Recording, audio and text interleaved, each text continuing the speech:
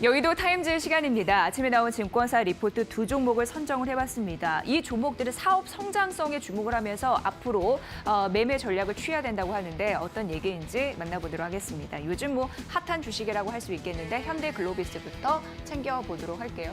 자, 현대글로비스입니다. 새 시대가 개막이 됐습니다. 정의선 회장의 시대가 개막이 되면서 현대글로비스 자연스럽게 주목을 받았죠. 그래서 현대글로비스가 10월 이후에 25% 이상 주가 상승이 있었습니다. 10월에 이렇게 올랐는데 앞으로 주가가 더 갈 수 있을까에 대한 궁금증이 있으시겠죠. 그런데 이 증권사에서는 가능하다라고 하면서 목표 주가를 올려 잡았습니다. 이 이유를 지금부터 살펴보도록 하겠습니다. 자, 현대글로비스 주가 변동 요인을 일단 알아야 되는데요. 현대기아차의 완성차 판매량이다라고 보시면 될 것 같고요. 그리고 현대자동차 그룹에서 지배구조, 사업구조가 재편이 어떻게 될 것인가에 대한 그런 기대감으로도 주가가 변할 수 있고 또 배당 정책을 포함을 해서 주주가치 제고와 관련해서 회사의 정책이 어떻게 변할 것인지 이에 따라서 주가가 연동된다라고 보시면 될 것 같습니다. 자, 지배 사업구조 개편에 대한 기대감이 현대글로비스에서 큰 몫을 차지하고 있는 상황이었는데요.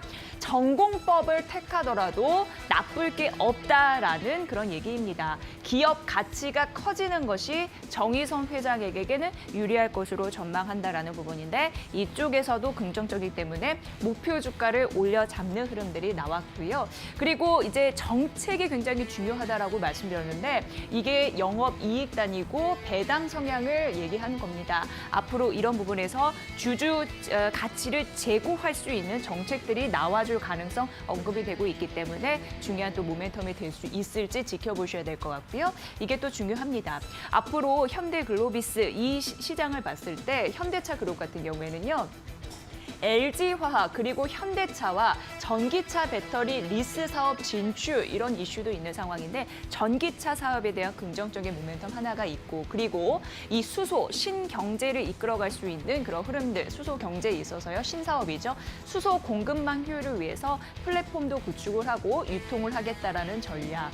그리고 코아이젠이라고 해서요. 이 상용차용 수소 충전소 구축, 운영, 위한 그런 특수 목적 범위를 참여한다는 건데 쉽게 얘기해서 코아이젠 같은 경우에는요. 21년부터 23년까지 25개의 수소 충전소를 설치하겠다라는 그 이상이요. 25개 이상 그 예상입니다. 그런 부분도 있고 마지막으로 중고차 유통 사업 확대 등 새로운 사업 영역에 아주 적극적으로 펼칠 것이다 전략을 이런 부분에서 긍정적인 모멘텀이 있고요. 굉장히 중요한 부분이 한 부분이 있었는데 2010년도 금융위기 이후에 그 현대차가 굉장히 큰 도약을 했는데요. 이때 사업 환경과 현재 사업 환경이 비슷하다라고 얘기를 하고 있습니다.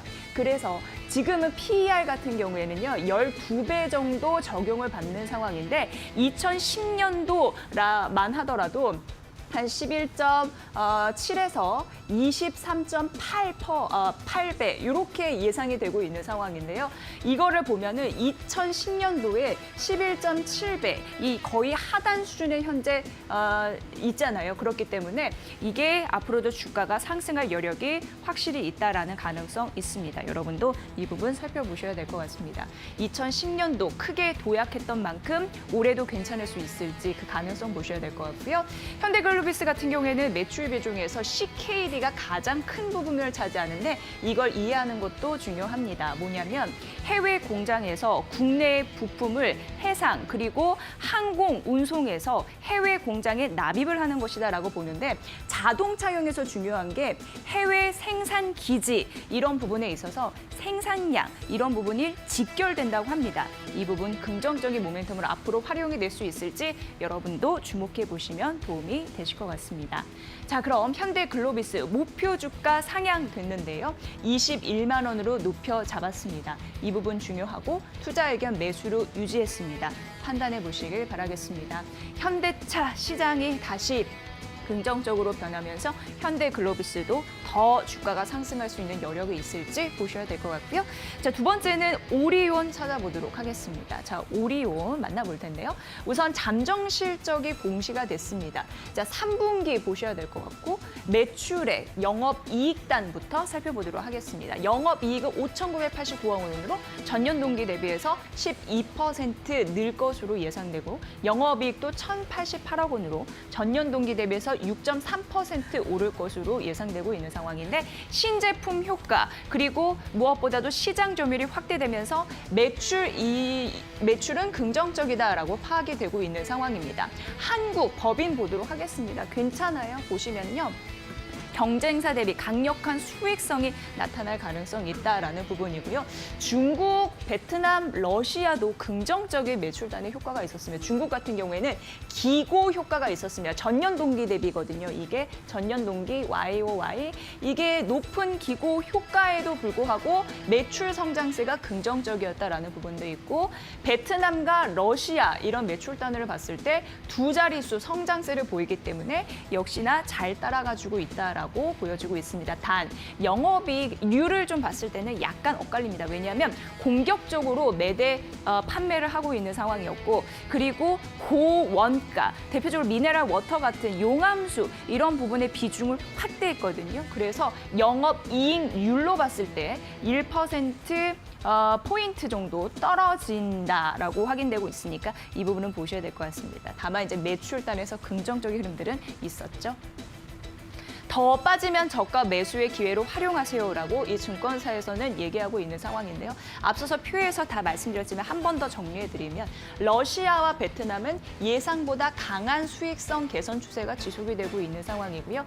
경쟁사 대비해서 강한 성장 추세 유지하고 있는 상황이고 계절적인 변동 요인을 제거 시 중국, 베트남, 러시아에서 탄탄한 매출 성장세 있고 수익성 개선이 지속이 될 것이다라고 얘기하고 있습니다. 마지막 전략도 만나보도록 하겠습니다. 자, 현재 주가가 떨어졌거든요. 그래서 밸류에이션 부담이 완화가 된 상황이고요. 홍콩 상장 중국 제과기업 대비해서 부담스럽지 않다라고 합니다. 그리고 계절적인 영향에 따른 추가 하락이 만약 있을 때 그때가 저가 매수 측면에서 접근 유효하다라고 얘기했습니다. 하락 시 저가 매수 조금 더 조정 기다려보셨다가 오리온 매수 기회 해보시는 게 좋다라는 판단. 목표 주가 유지했고요. 18만 원 제시했습니다. 유지이고요. 이 부분도 참고해 보시면서 기업의 그 사업의 성장성 잘 분별해 보시길 바라겠습니다. 오늘은 오리온과 현대글로비스 두 종목 만나봤습니다. 여의도 타임즈 시간이었습니다.